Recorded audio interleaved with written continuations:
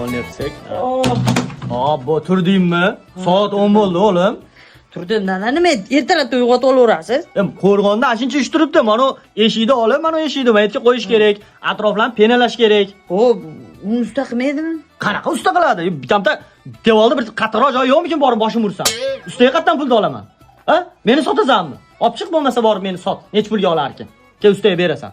O'zimiz qilamiz, shuni ushlab tur deyapman. Xo'p, dada. Tur bor. Ko'tar, ha, ko'tar, ha. O'g'li eshik to'g'risiga qo'yamiz, tushundingmi o'g'lim? Xo'p. Hozir shuni penali. Pena qolib ketibdi-yu. Ha, men kirib penani olib chiqaman, ushlab turalasan bungacha. Qo'ymagin lekin yerga. Qirilib oladi chekasi. Mana shunday mahkam ushlab turgin. Chiqaman hozir tezda. Tushundingmi? Ha. Bosh. Kim qo'ydi mana shotini bu yerga? Ha. Chakka o'tibdimi?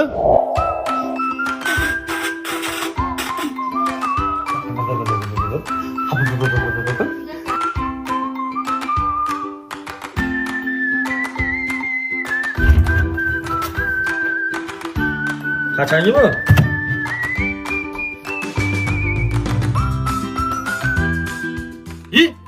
To'g'la qani?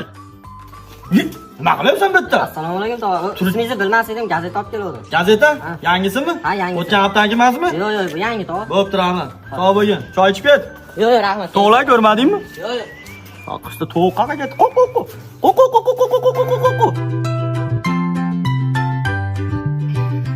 To'rtta harf.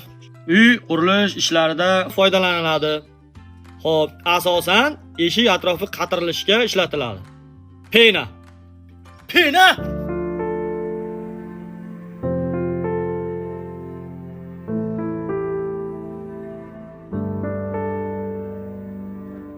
Dada keldingizmi?